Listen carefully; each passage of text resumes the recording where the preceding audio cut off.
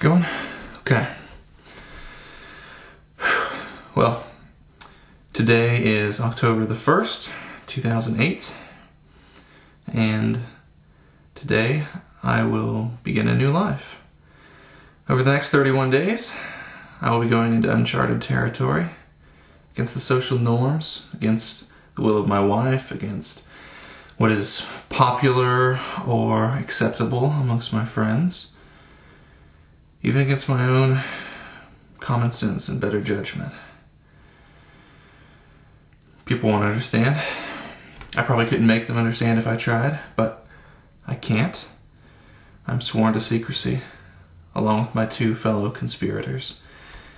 This video will be the only record, our side of the story.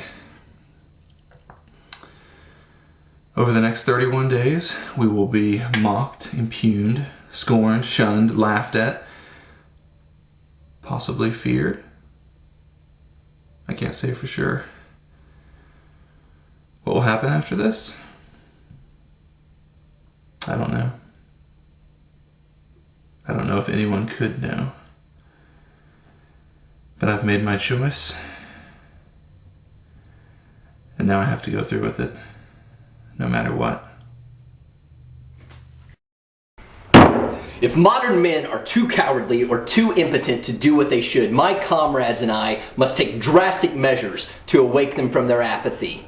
We recognize that not everyone will join us, but within some men, our example will reignite a flame that burned out long ago. True, there are those who may try to forcibly stop us, but we must arise. We must seize the very instruments with which they would cut us off. And with those instruments, we must cut them off. Is it possible some people will see what we're trying to do here as monstrous? Yeah, I can't rule that out. But really, I think this is just an example of the beast that lives within all men, trying to grow and flourish. I figure most people will see that in what we're trying to do in the end. Or not. Whatever.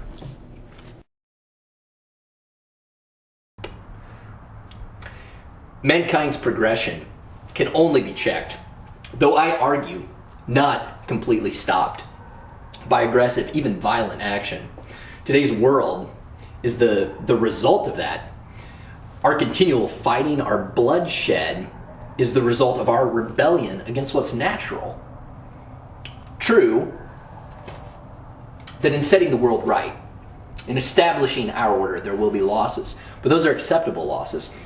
A rational person can understand that. Those on the fringes, the roughest, the most unmanageable, have to be eradicated in order to stave off barbarism.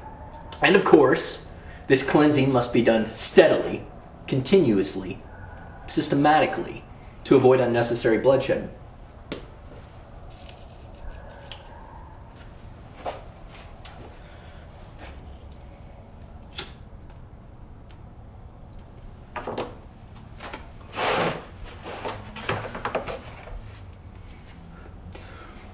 Joseph Stalin, he's a great example of this.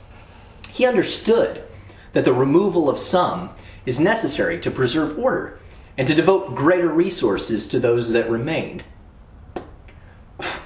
His sacrifice, his example, is an inspiration to all of us.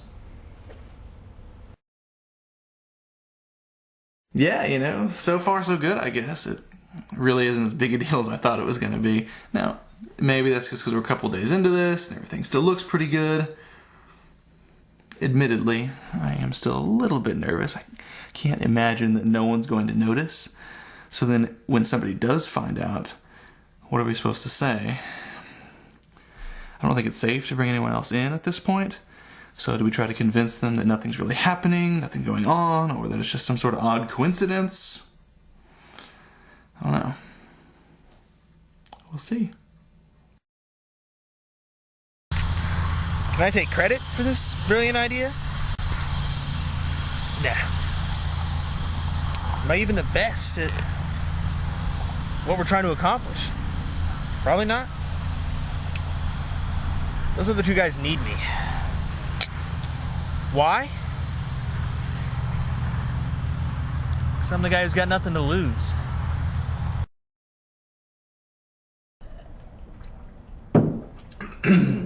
So, one of the arguments that's been raised against our movement is that it's inherently misogynistic, that women are somehow by its very nature excluded.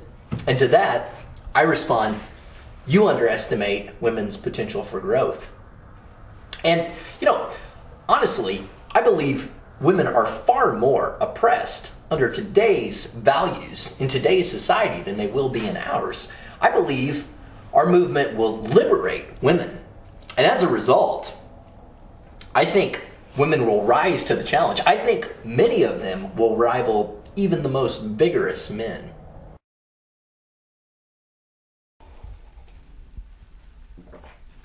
I don't really think anybody expected that much out of me in this whole deal.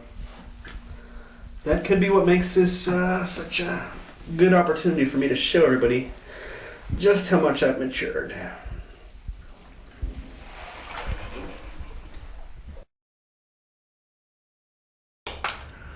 Of course, we are taking precautions, not out of fear, but, for the sake of good strategy. I mean, timing is everything in this operation. Absolutely everything. We have to make our move at just the right moment. So, in the meantime, we're using some diversionary tactics. Simple, really. We fake to the right when we're going to move left. And we make it seem like we're all spread out when we are actually planning a very tight focus maneuver.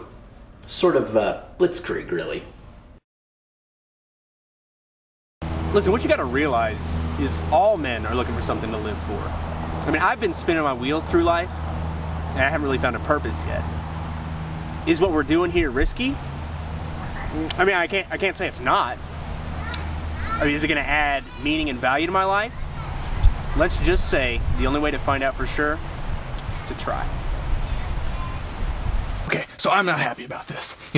I may have been fine to go along with this in the beginning, but this was never my idea. I have a good job. I just got my degree. I have a wife that loves me. We're thinking about maybe starting a family soon. I have a lot on the line. They want me to buy the cartridges. How do you not have them already? We only need one. I had to beg them to get down to a carton of 6. Okay, I may not be in charge of this thing, but that doesn't mean you don't need me. I have respectability, some semblance of a reputation.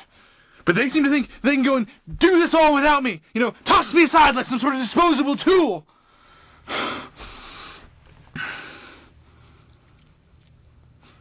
Shouldn't have said that. I'm just afraid. A month from now, when we've all done our jobs, we take a step back and look at ourselves in the mirror. We're not going to like what we see staring back at us.